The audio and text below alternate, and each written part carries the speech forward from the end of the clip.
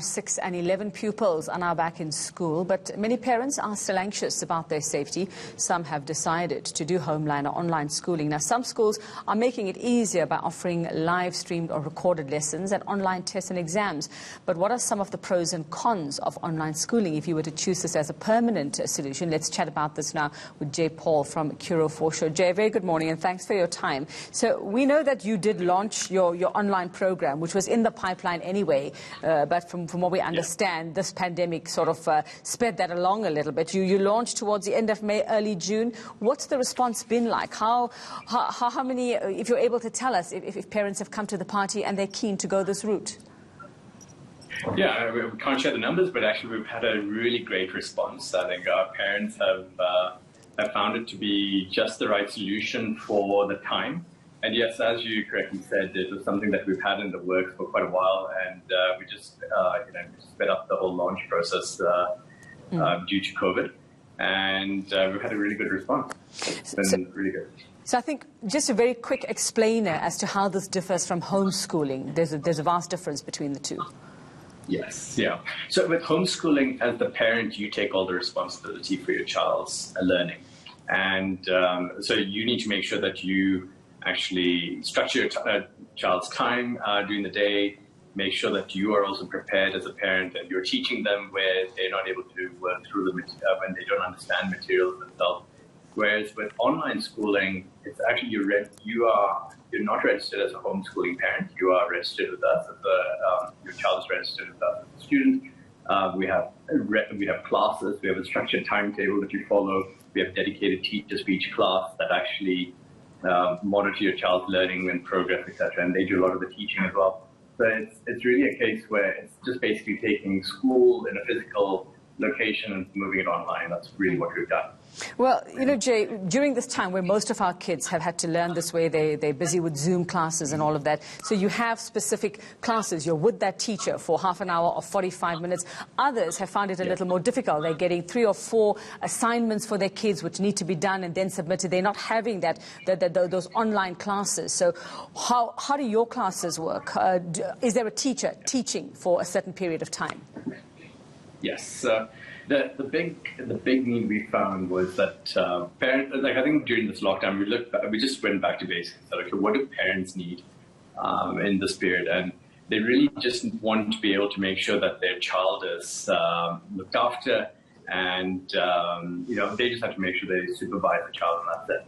So what we said is, okay, well, let's make sure that from an education perspective, our teachers are there actually teaching, sort of for every single period of the day. Just like the normal school hours from 8 till 2. You have classes, you have teachers dedicated there that are actually teaching and guiding the kids through all the online material that we have as well on our online platform. So your child, and we also have extra tutoring sessions in the afternoons. So the thing is that as a parent, you don't have to really worry about going through the material yourself and making sure your child understands. So, all of that is taken care of online. So, Jay, I'm assuming while this is not homeschooling, you would still have to have an adult because this is going to be a kid who's at home. So would this work in a household where both parents actually have to be at work somewhere else and there's nobody at home? So obviously it might not work for everyone. Yes, so it might not work for everyone, but what we do is because we've got the Zoom calls and, not Zoom, but we use a Zoom equivalent type platform.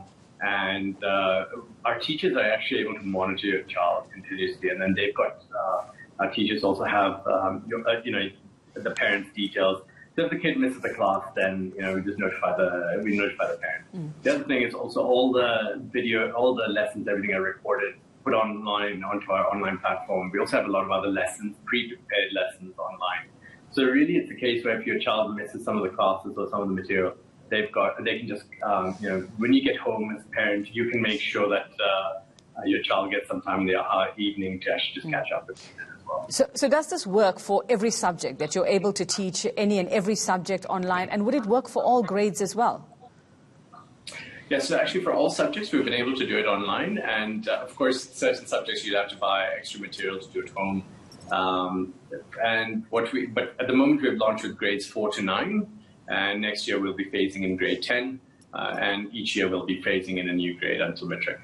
All right. So in terms of cost, does it work out cheaper than traditional schooling if you consider material, uniform, that kind of thing? Is it cheaper? So of course, there's certain costs that are still there in terms of compared to traditional schools. I mean, so you still have to buy books, textbooks, etc.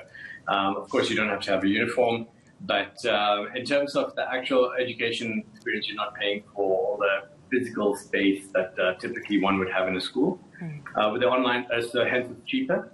We're 3,500 Rand per month for primary school and 4,000 Rand a month for high school. And because Curro has over 100 schools around the country, we have a number of campuses and a lot of sports facilities. So at an extra cost, you could actually use those facilities as well. All right, well, it all sounds great so far, Jay, but I'm sure that there have been some challenges. Do you want to give us some idea of what hasn't worked maybe so far and what would need some fine-tuning?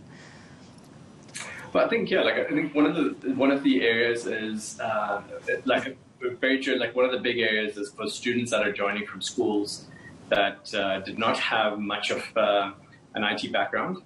Those kids do need a bit more support in actually becoming proficient with our IT platforms.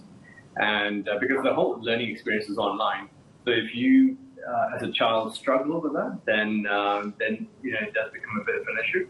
But so what we've done is actually we've got an orientation program that we've tailored for each child, and we prepare them for. And then what we do in that whole program is actually help them to get familiar with the online platforms and our Zoom equivalent video conferencing tool as well. And just very quickly, that's really one of the challenges. And just very quickly for us, Jay, do you see this as threatening traditional learning in future for those who have the infrastructure and are able to use it?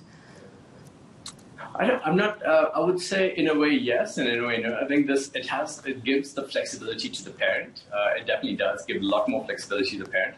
But I think what we're going to start seeing is a number of schools embracing the online model as well, where the school becomes more of an internet cafe, and it becomes a safe space, a space for your child to come to, be supervised, and also get all the social interaction that they need. So I think the thing is, I don't think the online school is going to disrupt traditional schooling. I think what's going to happen is traditional schooling is just going to adapt and embrace a lot more of online schooling solutions.